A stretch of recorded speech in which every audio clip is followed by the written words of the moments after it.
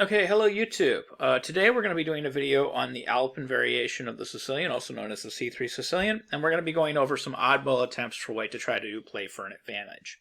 So if you like content like this and you want to see more of it, please go ahead and hit that subscribe button and click on your notification icon. So after e4, c5, c3, knight f6, we're going to have e5, knight d5, and here we're going to have white kind of go off the beaten track a little bit, and he's just going to say, okay, let me go ahead and fianchetto my bishop. Let me put this bishop on the long diagonal. Let's put some pressure on the center. And let's just make black's position kind of awkward. So this is an interesting idea. When white tries to do something like this, he makes life kind of awkward for black in the middle of the board. Black has to be cautious about how he finishes his development. Like, you can't play b6 at the wrong moment because we're going to have c4, and then if the knight moves, of course, the rook is hanging. There's also possibilities of hanging this pawn on the b7 square, so if we play d6 and move our bishop on c8 a little bit too quickly, we have to be cautious. I personally like ideas like this with the white pieces. At the lower levels, a lot of times you can trick people like this. You can get quick, easy wins like this. And you have this nice, persistent pressure that you have on the long diagonal, and a lot of people don't know how to meet it. But if we're playing the black pieces, we of course need to know how to meet something like this if somebody tries it. And fortunately, somebody very strong showed us the way. He showed us how to do this all the way back in 1993 when he had to face this against Nigel Short. And that was Garry Kasparov. He actually played this position in London back in 1993 against Nigel Short. And he just continued with pawn to d6. E takes d6, and then he played e6. The idea is he didn't want to take back with the queen. He just wants to take back with his bishop. And then he's just going to finish his development. He's going to play bishop takes d6. He's going to castle. He's going to play knight c6. It's very important. He's going to play knight c6 before he plays b6. And then he's going to play, bishop b7, etc. So bishop g2, bishop takes d6. Again, we got to be cautious. We can't play b6 because c4. So got to watch out for that shot. But he is Kasparov. He's probably not going to fall for that. Knight f3, castles, and the knight's in the way, so we're going to play knight c6, d3, and now b6 is perfectly safe because c4 doesn't work because the knight is in the way, so there's not going to be a tactic here. So knight on b to d2, Kasparov just starts finishing his development, brings his pieces into the middle, makes luft, does all the things we're supposed to do, and now black can just kind of declare his position a little bit better because of this weakness on the d3 square, and the fact that he's completely finished his development, and he actually has a little bit more space in the middle of the board. So black has actually got a fairly nice position here, and he's actually doing a little bit better. So the game continued, bishop c1, e5, black just taking even more space. Now it's more like a Maroczy bind kind of position. Rook fe1, f5, just continuing to kind of try to hammer home a little bit more of that space advantage. Short trying to drum something up over here, but these guys are like, they're all by themselves. Short's an incredibly creative player. He's always finding ways to create counterplay in positions where you wouldn't think it's possible. But at the same time, black just has a wonderfully solid and traditional type of position and traditional type of setup. And I don't know about taking this bishop and taking it off of this light square diagonal. That just seems like something really dicey. Seems like you're going to get in trouble for that. So bishop f3, king h7. As you can see, all Short's pieces had to retreat. And, yeah, Kasparov. Yeah, you just don't do this against Kasparov. Kasparov starts whipping up an attack, and it's not pretty. He breaks through on the light squares. This sacrifice is threatened. This is threatened, and of course we have this coming in, but also the possibility of the pawn coming in. There's just too much coming in, so you can't defend against everything. He tries though. Knight e1, trying to defend the light squares desperately, but he has no light squared bishop now. Now Kasparov is the only one with the light squared bishop. So this is white just kind of living on borrowed time. So bishop a6, which threatens mate in 2 again. He's threatening rook d2, followed by queen f1, c4, rook takes d2 still works. So rook takes d2, rook takes d2, bishop takes c4, threatening queen f1 mate. Rook d3, bishop d3, knight d3, knight f3 check is game over. King h1, queen f1 is mate. So that's a great example of how to handle g3. Of course, Kasparov won that game, and he made it look fairly easy. He just took the center of the board, and then eventually white had serious weaknesses on the light squares. This is just another good lesson, though, on how to handle fiend-shadowed bishops. If you have a corresponding fiend-shadowed bishop, these bishops functionally are supposed to be about the same.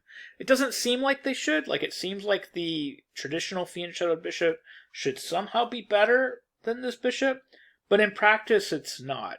And in reality, when these two bishops get exchanged, let's just say this bishop is more disposable than this bishop. If this bishop on b7 gets exchanged, it's not the end of the world for black's position. But if the bishop on g2 gets exchanged for black's bishop on b7, it is kind of a big problem, and you're going to have massive weaknesses on the light squares, as we saw in this game between Nigel Short and Garry Kasparov, and it's going to be very difficult to defend.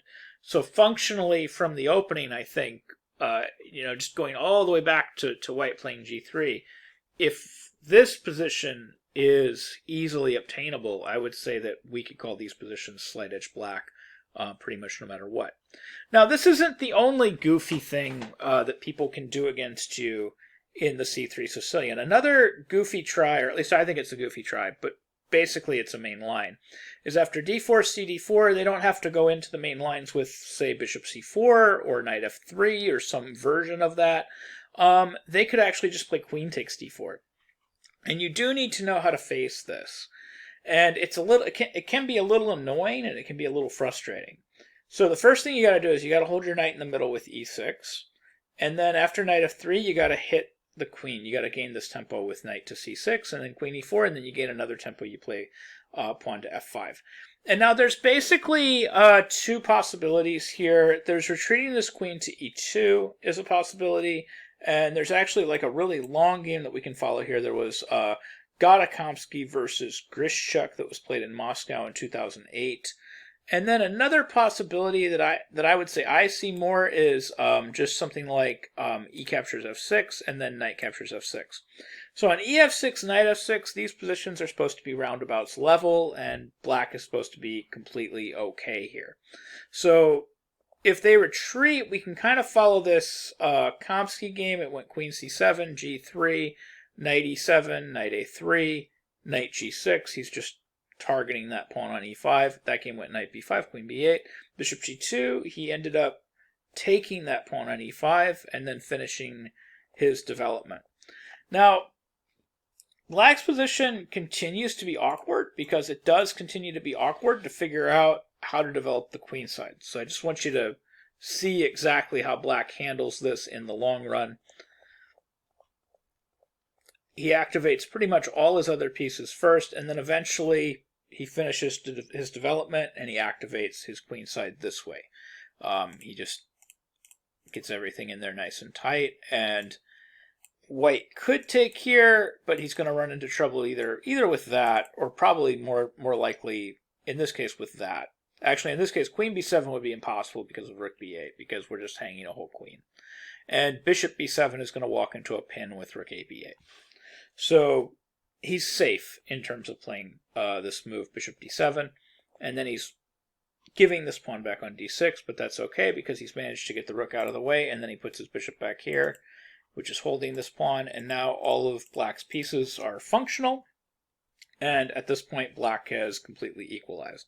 So just a few more moves just to give you an idea of what black's main strategy was. At this point it was just kind of to exchange a bunch of stuff. He managed to do it. He exchanged down to here. The position is still a little bit dicey, but black has got two bishops, and black has got a really good game here. Actually, this game could still go either way. At this point, black has two bishops, and black has an extra pawn, but white has a lot of activity. And white did manage to hold the draw, but the game went basically forever. This was played between Qxd4 and Grishchuk in Moscow, Russia in 2008, and it did end in a draw after 110 moves. So I'm not going to go over all 110 moves. But that queen d4 move, just to review, if we go all the way back to queen d4, mainly we just want to play e6, we want to hold that knight, we want to gain the tempo, and then we gain the tempo again with f5, and you just basically have to put up with two moves here. You have to put up with ef6, knight f6, which is a position just kind of known to theory to be equal. And then the other position that you have to put up with is queen e2. And then you just have to just remember to activate all your other pieces, and then eventually you should be able to solve the problem of developing your queen side.